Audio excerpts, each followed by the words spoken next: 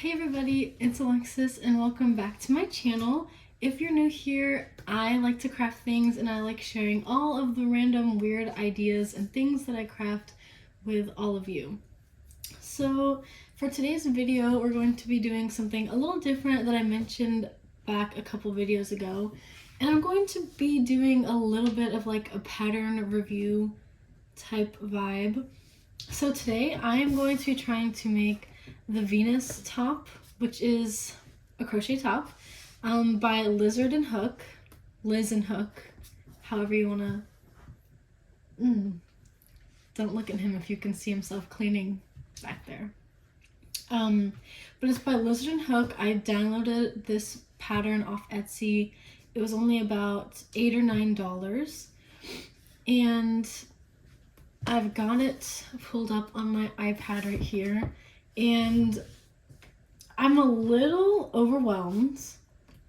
It's like 15 pages, but she does have like a little table of contents up at the front. And she has like a list of all the abbreviations that she uses, so you can refer back to that as you're going in the pattern. So I have weight 2 yarn here, I think it is.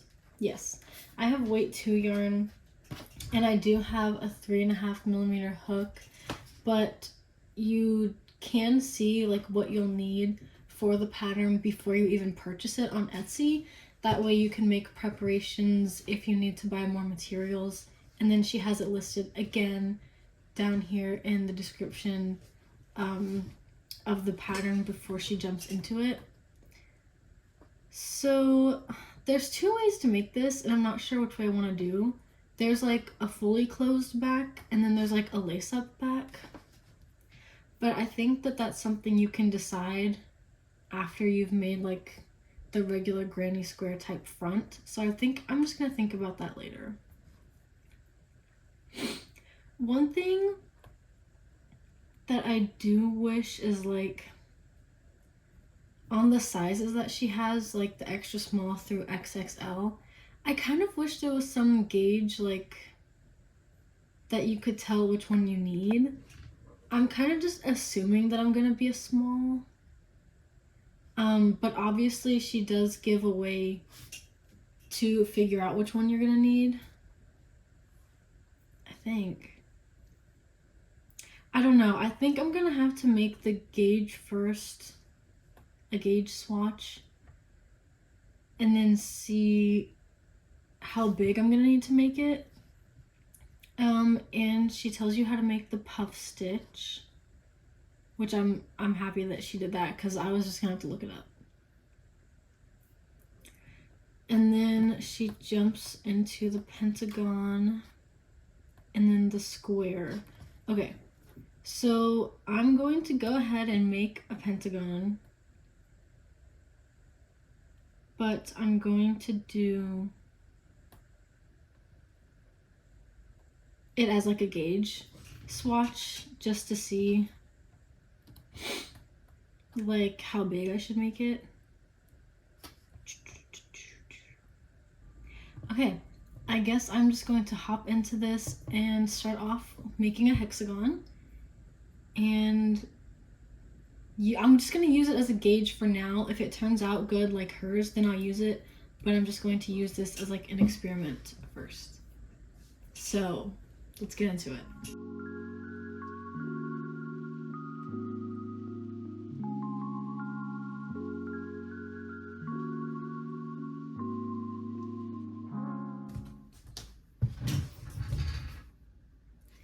Okay. It has taken me like an hour and a half just to make like my one first gauge example thing, and it's definitely my fault. So the very first round, when you're making all of these puff stitches, there's supposed to be 10, and I kept getting like 8 and 9, and so I finally just took the whole thing apart. And I feel like my starting double crochet foundation, like I think I had made the wrong number of stitches.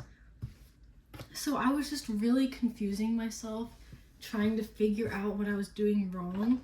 But once I redid the foundation chain, I got it. I thought I was like fundamentally misunderstanding, but after going back and making sure my count was right, this actually isn't terribly hard to follow if you know like basic double crochet and everything like that, because the way she writes, it is very specific. So I was just confusing myself with like, when she says into the next stitch, does she really mean the next stitch or the one underneath? So once I corrected my count, you can take what she says literally. It's the next stitch. She's very clear, but I did screw myself there. But I think if I measured correctly and everything, my gauge is like hers. So that means that this is an accurate hexagon. So I think that it sits kind of like this, because it makes like that triangle in the middle, and then so you make another one over on this side. The attachment is definitely something I will look at later. I actually want to go back up to the picture and see how it looks though. So, oh, so it's 3. So it's like there's one here in the middle, and then one that's up here, and then one that's on the side. So yeah, here's a finished hexagon. So I am going to be making the small. So I need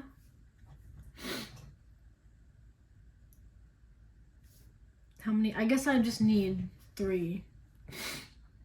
So I need 6 in total. So I need to make 5 more of these. I'm happy with the color scheme. I think it's gonna be super cute. And then after I make a bunch of these, which hopefully should not take as long. Like after I got past the whole mess with this, doing the outer rounds really was not hard. So I need to make 5 more of these, and then I can learn how to make the squares that go underneath the hexagons. So I'm going to go on a walk because it's 4 p.m. now, because that took me forever. But so far I'm really happy with the pattern. This yarn and my 3.5 hook ended up being the right gauge for me. But don't forget, you guys, it's also a lot about tension. So if you're someone that crochets really tight or really loose, you might have to tweak it by using a different hook. So definitely a big part of this pattern is for sure you just need to make a first gauge swatch. Like you need to measure it to compare your tension to hers to make sure that your top ends up coming out the right size. So I'm going to go on a walk, and then when I come back, I'm going to make dinner, and then after all of that is settled, I'm just going to start making more of these. So I'll see you guys then.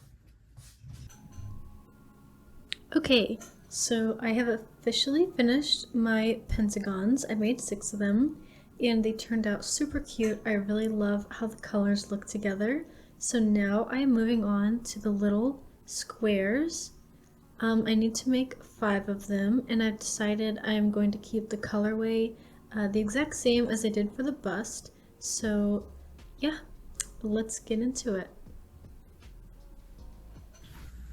Okay, it is 7 in the morning. My boyfriend just left for work. I have 4 of the small grading squares done. So I'm going to make my final one. And then I'm going to go get my stuff from upstairs and bring it down here. Because I just feel like being in my bed today, I don't know. And start simming them all together. But I just wanted to give you guys like a little update on this. Since I didn't really have a chance to talk yesterday. I really like the square pattern. because honestly it's pretty much the same as the hexagon, just tweaked to be the different shape. So I really like that. It was really easy to learn because of that, and they were really fast to make, honestly. So these are going pretty well. I did read down to her instructions about seaming it all together, and I'm pretty sure I know what she means because she included a picture, but I think I might have to read it and look at it again just to be sure. But either way, I can really do my own thing, so that's not that big of a deal. So day 4. I'm really trying to get this done today. So that's the update. Okay, I'm kind of in denial right now because I definitely thought that I had 5 of these, and I feel like I'm going crazy, but I only have 4.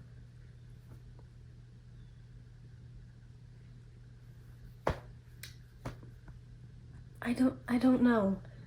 I literally just went up there and grabbed all of the stuff, but I can't remember how many I grabbed out, and I only have 4 down here. So it's 8:30 now, so I don't know.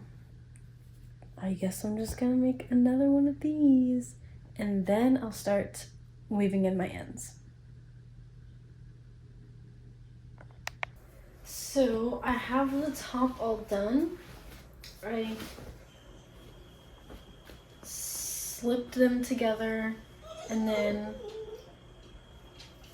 I also slipped all the way around the edge. I've got this little middle triangle connected. I didn't slip in between. I don't really know if I'm going to. But you know, we'll see.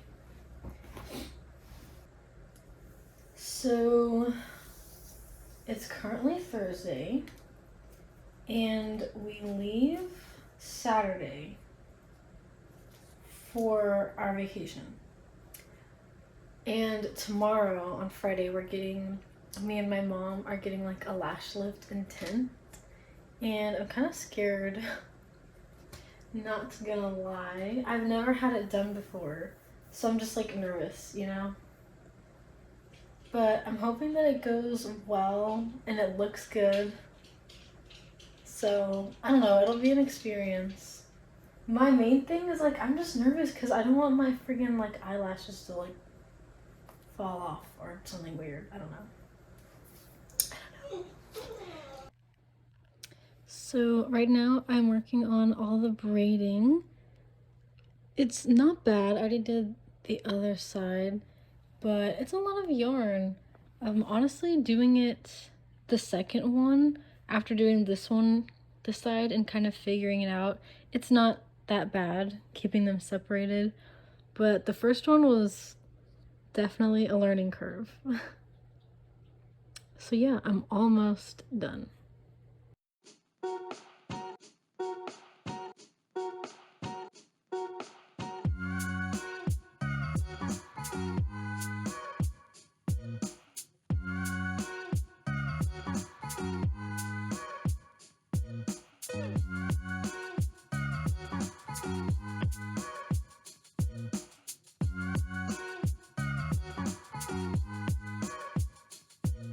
Okay everyone, I did it.